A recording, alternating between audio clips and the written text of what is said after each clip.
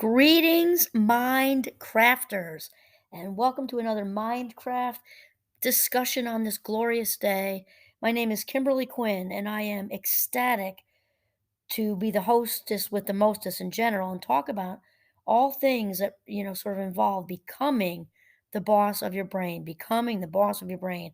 There are only two choices in this world that we know of, and as far as this goes, and the first is to to control our own thoughts, or the second is to allow our thoughts to control us, right? So Minecraft is about learning to control our thoughts to live your very best life. So there you have it. So today's episode is about sprinkling gratitude dust on people, and they don't even know. They don't have to know. It can just be like our little secret. I do my own little positive psychology experiments all the time, and it's an absolute ball. So my inspiration for today is I've been on a Rhonda Byrne kick at least last few couple days, and she's the author of The Magic and also The Secret. And so she talks a lot about gratitude, as many of the creatives do, because this is, the master key to happiness and the master key to creativity, the master key to abundance, the master key to living your best life is what it's all about. So she starts with a quote from St. Ambrose. And he said, "No duty is more urgent than that of returning thanks." So Rhonda talks about, she starts out by saying, ancient spiritual teachings say that we give to another person, um, with a full heart returns to us a hundredfold. Let me say that again. I was a little caught up in the snowfall. It's very beautiful. Ancient spiritual teachings say that what we give to another person with a full heart returns to us a hundredfold. I love that. So being grateful and saying thank you to another person for anything you receive from them is not only urgent, it's vital to improving your life. This is amazing because I was just having this chat with my Mindcrafters yesterday, and we were talking about, actually it was a little bit of a tangential topic, but it still rolled into this, that when we do something for another person, I know what it was.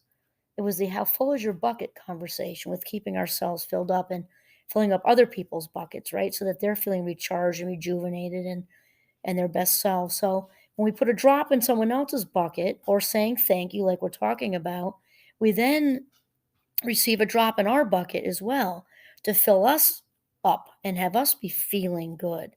And so this is perhaps the universe or God or higher power, source, whatever, with a capital S, possibly keeping us, being grateful and doing nice things for people, expressing gratitude. And there's, in addition to the drop in our bucket keeping us full, there's a dopamine, or that is, I guess, in a visual for the dopamine fix that happens when we do nice things for people and genuinely in our hearts express and experience, or let's just say it the other way around, experience and express gratitude.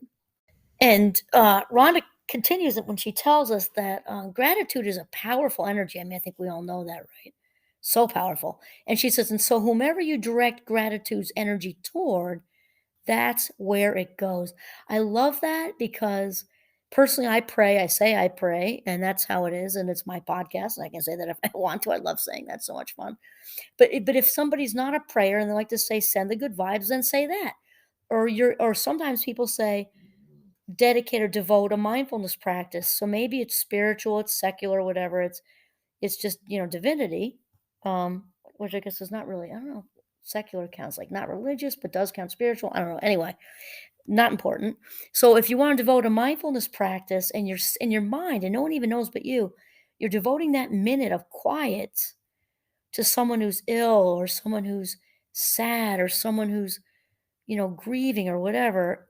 Personally, I believe that all counts. You're because think about when you have the combination of attention and intention going in a direction, of course it counts. That person is feeling that on some level. And this is also the basis for a lot of energy healing. You can actually, I didn't know this till my bestie from growing up is a Reiki master. I know that she can send Reiki across the mile. So there you go, right there. And then she says, if you think of gratitude's energy looking like sparkling magic dust, then when you express gratitude to another person in return for something you've received from them, you are literally sprinkling them with that magic dust. The powerful, positive energy in magic dust reaches and affects whomever you sprinkle it upon on. And then Rhonda kind of goes on to talk about how, in general, in life, we're walking around, whether you're, rural or urban or suburban or whatever, um, unless you're hanging out with the penguins in Antarctica, which would also be sweet to say thank you to them, right, for just being so cute and adorable. But no matter where you are, you're making contact with people at the toll booth, at the grocery store, at the gas station. If you're having medical visits, there's all those people. You're just bump into people all over the place doing, the barista, whoever.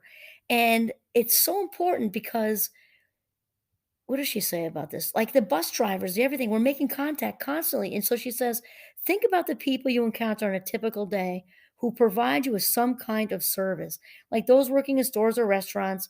We're talking about cab drivers now, to Uber drivers, whatever. The people who work in service are giving themselves to serve you. All right, she's talking about life minutes, right? It's all about all about an exchange of life minutes, and she says, and you're receiving their service. So somebody who's pumping your gas is using their life minutes. They could be just doing something else, right? Far more enjoyable, maybe. They may be thinking, but they're not. They're there, or they're behind a cash register, or they're giving you a massage, or they're serving your meal, or they're teaching a class, or they're you know, um, giving you a checkup or whatever. So, life minute exchange, right? So, she says if you don't say thank you in return for their service, then you're not being grateful and you're stopping the good from coming into your life. It's interesting because it's a fabulous 58. This is part of my life. I thank people all day, every day.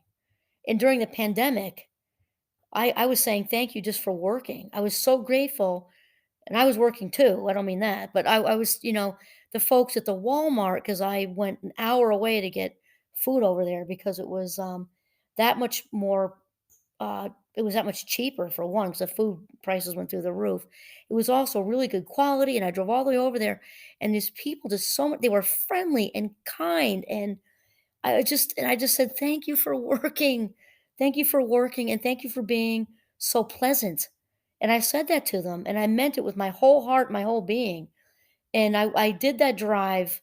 Not that our local grocery store isn't nice too; they're all nice there as well. It's a gigantic price difference. That's part of it.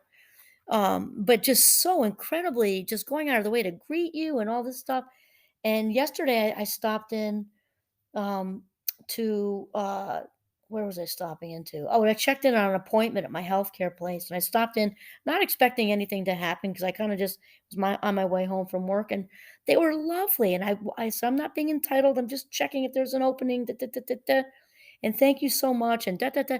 And people just smile back at you. The energy is good, versus going in, they're all entitled and I think gets that a lot is insurance companies. Like when you stop in your agent, people have this entitled thing with insurance. I pay you every month, I pay you every month, and like I don't get anything for it. I've seen that with insurance in particular because you just pay it in case there's a problem, right? But since there isn't a problem, it feels like you're just paying for nothing. If there is a problem, you're super grateful. So it might be, I guess one of the messages from this podcast is go hug your local insurance agent. It's so true. Um, and the dentist, I thank them all. And I think it's so important. And then she gets into saying, think about the maintenance workers who keep our transport systems working safely and those who maintain the service of utilities such as electricity, gas, water, and our roads. Where that is taking my head straight to right now, I've flown a lot in the last month and a half, and I saw the people because it was winter, right? And just out there, they had to be so cold, de-icing the planes, and snow's coming down, and just gratitude in my head, gratitude, gratitude, gratitude. Oh, and that's another thing I do on my way out of, exiting from any flight I do ever. I thank the flight attendants because you're usually waiting right up on the front. saying, "Have a nice day," and I thank them, and then I dip my head in and say, "Thank you to the pilots for a safe flight." Think of the alternative, not good.